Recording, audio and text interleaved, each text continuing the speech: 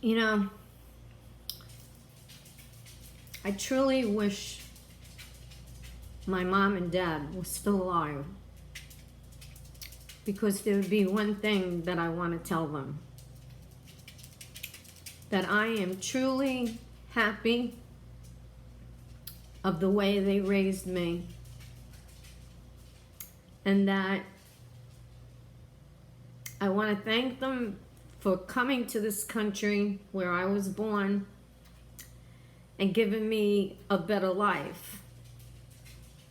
And to see what my mom went through to teach herself English, to do everything for me and my two brothers and my sister, and to know the biggest thing, that how I used to think that my mom's tradition, coming from a small island, Malta, that as soon as I got out of school, because I was a girl, that I had to go right,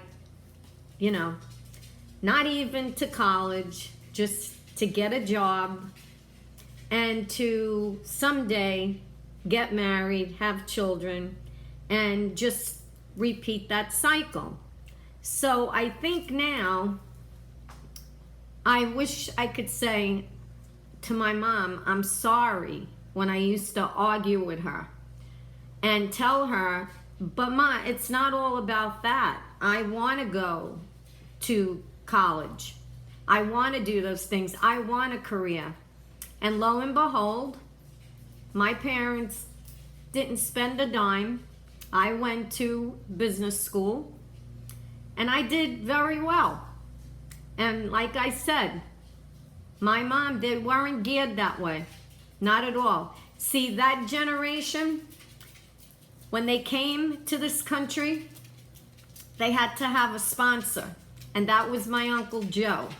And my Uncle Joe actually had to sponsor and make sure my dad had a job, because back in those days, if whoever you're sponsoring, didn't make it and then they needed the assistance of the government or the state, like welfare, food stamps, all of that, it was going to be you that had to pay them back.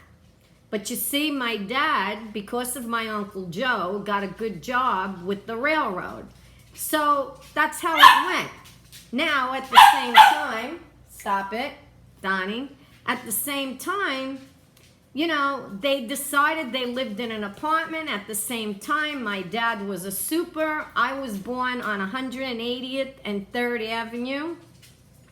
And my older sister and my older brother, they were born in Malta. So when they came over, they had my sister, who was 4, and my brother, who was 2. And then my brother, who's 8 years older than me, he was born in 1947 on Christmas Day. So it was me and my brother that we were the 2 Americans. So as I grew up, I started to understand what my mother was going through to teach herself English. And she was so happy. I'll tell you right now, she couldn't wait. I remembered helping her with the Pledge of Allegiance. I remember that day. I remember with my father also, little different because my father's Maltese, but he spoke beautiful English. I tell you guys, when he used to go to school for me and they would meet him and Deborah, how come she talks sometimes, can't pronounce certain words or things like that? So my dad told them that's because she's more around her mother, and but I did very well, you know what I'm saying? Now I'm in the culture from living in Florida that everybody likes the way I speak. And I'll be honest with you, my background as a business manager, a small CEO, started out as a payroll clerk, started out accounts payable, all of that. I did very well. My last job here, I was the business manager for the Salvation Army, all throughout Florida. So understand, when I see this, look.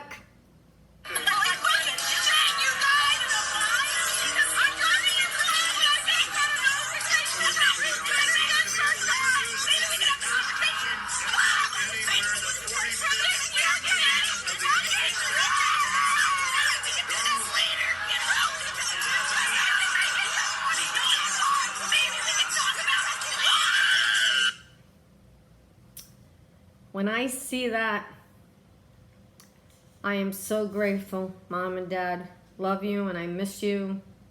And I tell you, yeah, me and my mother had our hard times, but you know what? I still ended up listening. You know, it might have not went the way that she wanted it, but you know what?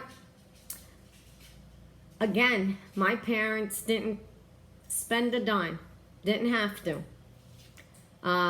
Great parents, the way they raised us, our morals, our tradition, things like that. And I'll tell you, there was no way my parents were going to spend $40,000, $50,000, $60,000 to send, you know, us to college. And you know what?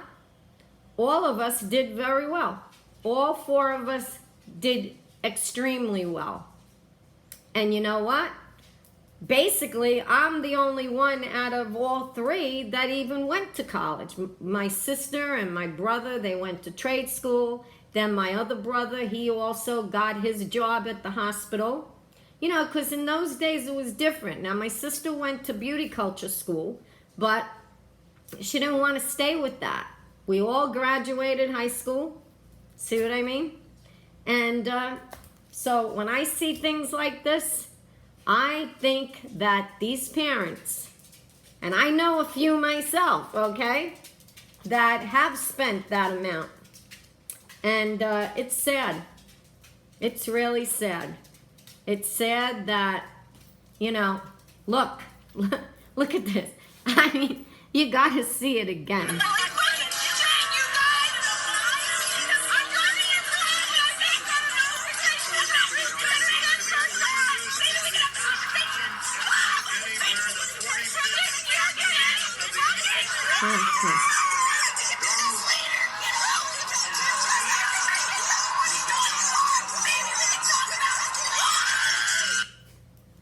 Can you imagine any one of us doing this over because they didn't like a president?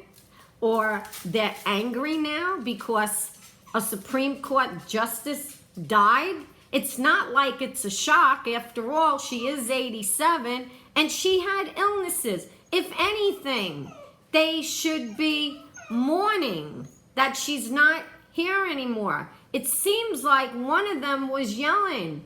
How do you do that? See, I also look at it, where are the morals of their parents, you see? Telling you. Thank you, Mom and Dad. I love yous and miss you.